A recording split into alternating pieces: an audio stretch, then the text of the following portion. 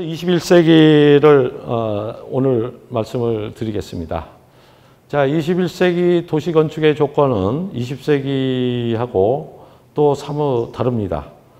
20세기가 도시가 생겨났다 그러면은 20세기는 그냥 도시도 아니고 뭐 메가시티, 메트로폴리탄, 메갈로폴리스 이런 거가 20세기적이라면 20세기는 아예 시티 리전이라고 그러죠. 보통 인구가 한 3천만에서 4천만 정도 되는 하나의 영역을 우리가 이제 시티 리전이라고 그러는데 우리로 치면 부산 아니 수도권이 그 정도 되고요. 홍콩하고 신젠 뭐 그다음에 동경하고 요코하마 그다음에 미국 동부에 뭐 워싱턴에서부터 뉴욕에 이르는 그 동부권 벨트 이런 게 시티 리전입니다. 이런 데가 생기는 것은 물론이고 세계적으로 소위 초연결 사회가 일어나고 그다음에 이제는 뭐 유연적 생산이 고도화되는 정도를 지나서 미래 사회는 아마도 어디 가서 물건 사는 일이 없을 겁니다. 예컨대 3D 프린터로 내가 자동차가 필요하면 자동차를 바로 찍고 집도 찍어 만들고 옷, 음식 모든 걸 다 3D 프린터로 찍어서 내가 스스로 만드는 고도로 유연적 생산이 되는 시대가 되겠죠. 뭐 기술도 이제 재료가 철이나 콘크리트는 이제는 옛날 재료고 뭐 뭔가 재료가 다 나오죠. 그리고 다시 설계 따로 시공 따로가 아니라 그것이 통합돼서 한 세트로 이루어집니다. 뭐 로버트한테처럼 벽돌 쌓기를 시키면 사실은 건축가가 저렇게 저런 식의 벽돌 쌓기를 이렇게 머릿속에서 구상하면 그걸 컴퓨터에다 치갖고 그 디지털 정보를 로봇에 주면 제가 알아서 집을 짓는 거죠. 중간에 도면이라는 게 아예 필요 없어지니까 설계가 필요 없어지는 뭐 이런 세상이 될 것이고. 자, 그다음에 이제 철학적인 조건은 표상은 이제 완전히 끝난 상황이 됐죠. 20세기를 거치면서 표상이라는 거를 얘기하는 건축가는 정말 촌스러운 사람이 되죠. 그다음에 철학적으로 후기구조주의가 이제 지배적인 하나의 이론이 되고 그렇게 되니까 더 이상 계획 혹은 플랜, 예측, 진단, 처방 이런 얘기 자체가 불가능한 세상이 됩니다. 자, 이런 상황에서 건축가들이나 도시계획가들은 어떤 생각들을 하는지 한번 살펴보겠습니다. 일단 그 세 가지 정도의 특징이 있습니다. 첫 번째가 비표상입니다. non-presentation. 그러니까 무엇을 이렇게 상징하거나 무엇을 담게 그리거나 어떤 것을 표상하는 일이 이제 없어지죠. 그거는 이제 둘레즈가 얘기하는 the same and representation에서 difference and repetition으로 세상 보는 방법이 바뀌었다라는 거랑 아주 똑같은 얘기입니다. 그러니까 어떤 플라톤적인 이데아나 원형을 표상하는 것이 예술의 혹은 건축의 역할이었다면 이제는 그런 거는 없는 거죠. 오히려 어떤 특성을 얘기하고 그것의 관계들을 이렇게 표현하는 거가 건축이나 예술의 이제 하나의 역할이 됩니다. 그 다음에는 두 번째는 arbitrariness, 자의성입니다. 그러니까 어떤 이성적인 추론에 의해서 어떤 결과가 나오는 게 아니라 말 그대로 즉흥적으로 어떤 직관에 의해서 나오고 그 직관에 의해서 표현된 것은 오로지 의사소통을 더 잘하게 하고 그다음에 더 어떤 예술가들의 그런 독창적인 것들을 잘 표현하는 방식 쪽으로 이제 가치가 이전이 됩니다.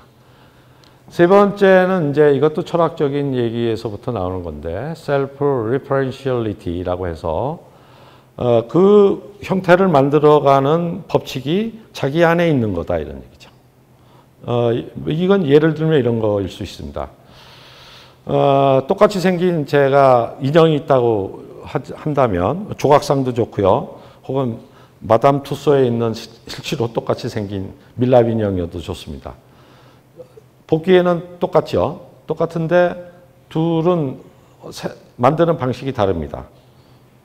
그 마담 투소는 조각이니까 바깥에서부터 만들죠. 이렇게 깎든지 아니면 뭘 진흙을 붙이든지 이렇게 해서 만든다면 그거는 이제 바깥에서부터 만드는 거죠. 자, 그런데 우리 생명체는 어떻습니까? 그 수정란에 내 형태에 대한 모든 정보가 있어서 안에서 내재적으로 그 형태가 만들어지는 겁니다. 그러니까 이 알 하나에 나의 모든 형태에 대한 정보가 다 들어가 있고 그 형태가 발현, 소위 emergency 하는 거죠. 그런 식으로 건축을 만드는 방법. 이게 소위 말해서 자기지시성입니다. 그러니까 형태를 어떤 전지적인 외부의 작가가 만드는 게 아니라 어떤 알고리즘이 그 안에 숨어 있으면 그 알고리즘의 스위치만 딱 키면 스스로 이렇게 생명체가 발생하듯이 만들어야 그게 옳은 형태다라고 얘기를 하는 겁니다. 예컨대 이 그림을 보시면 프랑크푸르트에 있는 쇼핑 상가의 전면입니다만 뭐같이 생겼습니까? 이렇게 생긴 그물에다가 손가락으로 꾹 뭔가 이렇게 누른 것 같죠. 마치 스타킹을 이렇게 잡아 당긴 것 같습니다. 그러니까 이 사람은 실제로 설계를 할 때 이거를 이렇게 그리지 않습니다. 그리지 않고 이 유리벽이 스타킹이라고 생각하고 거기다가 이렇게 벡터를 주는 거죠. 벡터를 주면 저 형태가 나옵니다. 이제 앞으로 보실 대부분의 21세기 건축들이 설계를 그런 식으로 이제 하고 있습니다. 그리고 이렇게 이런 특징을 가지게 된 철학적 배경이나 인문학적 배경들이 이제 말씀드리자면 이런 것들입니다. 그러니까 비유클리드 기하학이라고 해서 결국 세상에 있는 비유클리드 기하학, 집합론, 불안정성 정리 이런 수학적 원리들이 한결같이 얘기하고 있는 것은 뭐냐면 세상에 수학이 가장 엄정하고 완벽한 논리라고 얘기하는데 그따위 건 없다 이거거든요. 수학조차도 상대적이다 라는 얘기가 이 세 이론이 얘기하는 가장 현대 수학의 이제 말하자면 자리를 차지하고 있는 이론들입니다. 그러니까 불확정성, 알 수 없다, 세상에 진리는 없다. 그 얘기는 결국 자기지시적이라는 얘기죠. 그러니까 자기지시적이라는 거는 우리가 진리를 만든다라는 게 그렇지 않습니까? 지난 시간에도 말씀드렸지만 플라톤이 왜 철학을 건축에 비유를 했느냐면 건축이라는 게 토대를 쌓고 그 다음에 거기다가 기둥을 구축하고 지붕을 만들고 이래서 하나의 전체 건축물을 만드는 것이 철학과 똑같다. 수학하고 똑같은 거죠. 수학도 정리, 공리 이렇게 있지 않습니까? 그래서 계속 뭐는 뭐에 근거하고 뭐는 뭐에 근거하고 뭐는 뭐에 근거해서 절대로 변하지 않는 하나의 공리가 있죠. 예컨대 유클리드 기하학 같으면 두 평행선은 영원히 안 만난다. 그거 아닙니까? 그거에 의해서 나머지 모든 이론들이 다 정당화가 되는데 두 평행선이 만날 수도 있다? 그 얘기는 뭡니까? 나머지 지금까지 우리가 알았던 모든 수학적 공리라는 거는 자기지시적이라는 얘기죠. 그러니까 그 바깥에 있는 것에 근거하는 게 아니라 내가 가정한 어떤 것에 의해서 계속 뺑뺑뺑뺑 도는 하나의 순환 논리에 지나지 않는 것이지 진짜로 절대 무한이었던 것은 없다. 이런 게 이제 수학에서 밝혀지고 그것이 결국 철학에 가면 비트겐슈타인이 얘기하는 언어학에서의 언어라는 건 놀이와 똑같다. 결국 절대적인 게 아니라 내가 만들면서 규칙을 만들고 그 규칙에 의해서 내가 놀고 하는 이거와 같다. 이것도 자기지시적인 거죠. 시뮬라시옹이라든가 그 다음에 지식고고학이 얘기하는 푸코라는 사람도 역시 지식이라는 것 자체도 역사적인 것이고 상대적인 것이고 이런 걸 얘기하지 않습니까? 둘레즈, 라강, 데리다 다 마찬가지입니다. 그러니까 결국 20세기 후반부터 나타난 이런 현대 수학, 현대 철학, 물리학에서의 상대성 원리, 양자역학도 다 마찬가지고 불확정성 원리도 마찬가지입니다. 그런 것들이 결국 절대 플라톤 이래로 얘기했던 그런 절대주의 관념론의 모든 것을 다 허물고 모든 것이 상대적이고 자기 지시적이다라는 걸 밝힌 것이라면 이 철학에 절대적으로 의존하는 건축가들이나 도시이론가들이 이 철학적인 것을 자기 건축과 도시이론에 그대로 적용하는 것은 하나도 이상하지 않는 사실입니다. 그래서 일단 각 그 대표적인 작가와 작품들을 갖고 이런 게 어떤 건지 이렇게 설명을 드리겠습니다. 이걸 이론적으로 얘기해봐야 저도 지루하고 여러분도 지루할 것 같으니까 그냥 사례로 한번 보시고 여러분이 혹시 이런 건축물들을 또 구경하실 기회가 있으면 물론 그 건축물이 언제 지어졌고 이런 것도 중요하지만 이런 인문학적인 배경을 가지고 읽으시면 더 풍부하게 읽으실 수 있을 겁니다. 자, 이 건물 두 개를 설계한 사람은 램 크라스라는 사람입니다. 이 사람은 네덜란드 건축가인데요. 이 현대 건축에서 굉장히 중요한 이론가입니다. 특히 그 후기 구조주의 이론 중에서 둘레즈 이론 같은 걸 잘 적용을 하는 사람인데, 자, 이 사람이 설계하는 방법은 뭐냐면 다이어그램입니다. 다이어그램 얘기는 지난 시간에 우리가 둘레즈 얘기하면서도 말씀을 드렸죠. 모든 힘이 있는 곳에 다이어그램이 편재한다 이런 얘기를 드렸는데 그걸 그대로 건축으로 적용하는 사람입니다. 이거는 베이징에 있는 CCTV 차이나 TV 사옥이에요. 아주 묘하게 생겼죠. 자, 그런데 이걸 만드는 방법은 간단합니다. 이렇게 만드는데요. 이거죠. 타워 두 개가 필요해요. 하나는 라디오, 하나는 텔레비. 이렇게 두 개 세우면 재미없죠. 그러니까 각각을 이렇게 하고 이렇게 합니다. 손가락 두 개를 이렇게. 자, 두 개를 구부려 갖고 서로 붙였다 이런 얘기입니다. 자, 붙이니까 이렇게 이런 형태가 나오죠. 자, 그거는 여러 가지 이유가 있다. 여기가 이게 관문이고 이쪽에서 보면 O형이고 그러니까 이 사람이 설계하는 방식은 무엇을 담게 그렸다. 중국이니까 용을 담게 해야지 이런 게 아니에요. 그냥 다이어그램이 바로 건축이 됩니다. 자, 이것도 유명한 시애틀에 있는 센트럴 라이브러리입니다. 형태가 이상하죠. 근데 이 다이어그램을 보면 금방 쉽습니다.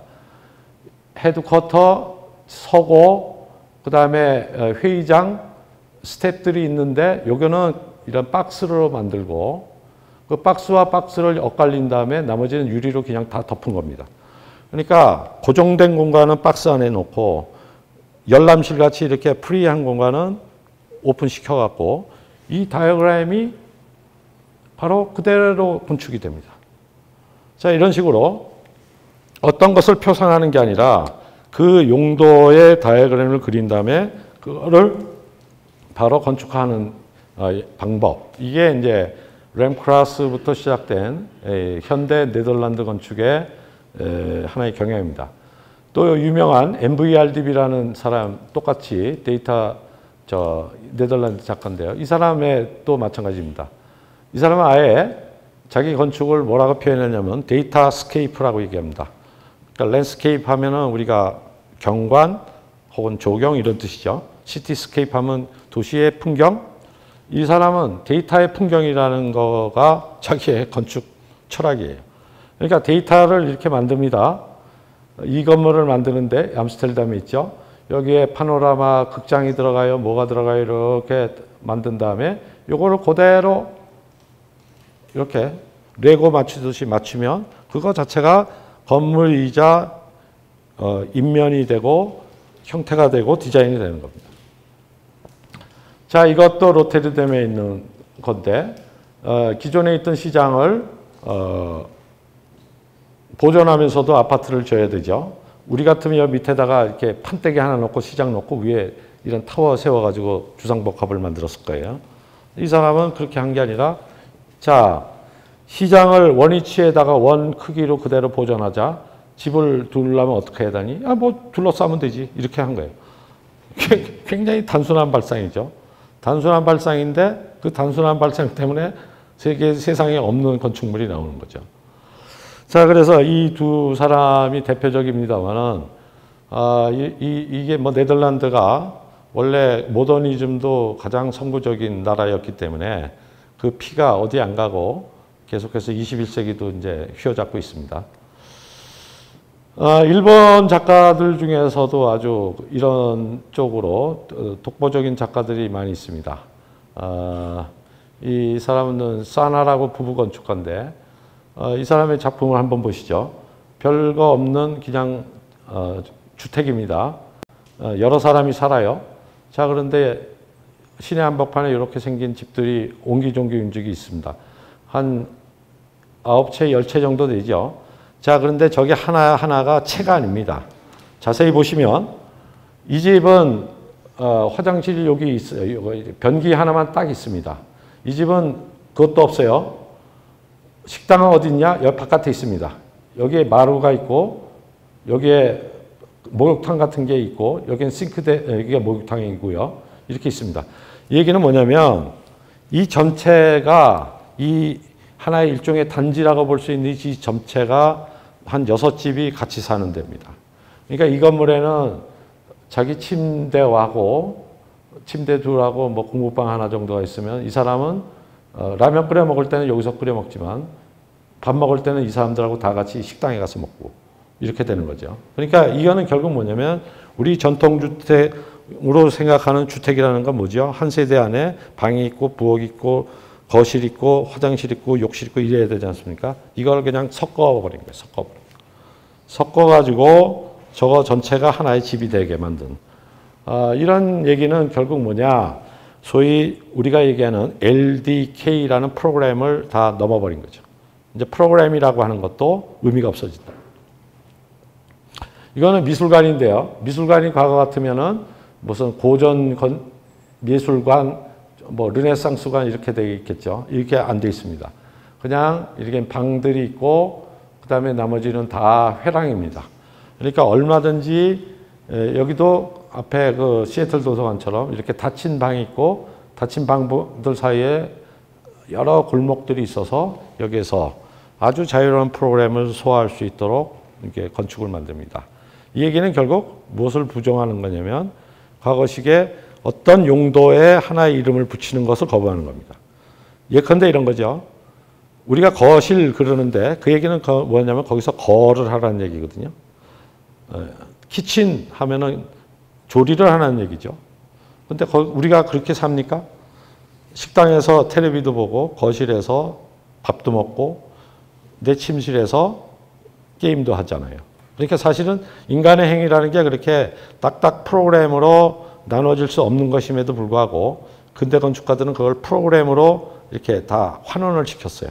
그러다 보니까 안 맞죠. 이제 그래서 이런 식으로 프로그램을 원위치시키자라는 얘기들입니다. 자, 그 다음에 특정은 하이브리드입니다. 하이브리드라는 건 일종의 이제 혼혈, 뭐 예를 들면 반인 반수, 아래는 말인데 위는 사람인가, 뭐 이런 것들이 하이브리드죠. 자, 과거 같으면 이런 건 생각도 못 합니다. 이거는 뭐냐면 지하차도 위에다가 밑에 차 다니는 거 보시죠.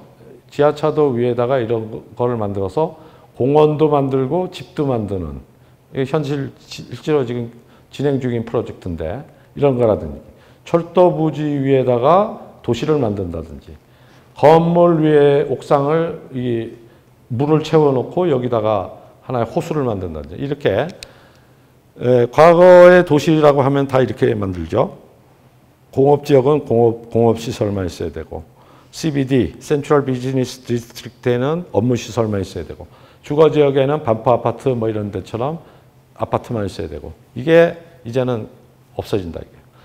앞에 하나의 집안에서도 그게 경계가 허물어지듯이 이제는 도시에서도 그 경계가 허물어지고 하이브리드가 된다. 조닝, 소위 지구지역제 자체가 이제는 허물어지는 방법을 취하게 됩니다. 자, 이렇게 되니까 뭘 못하냐면 계획을 못하게 되는 거죠.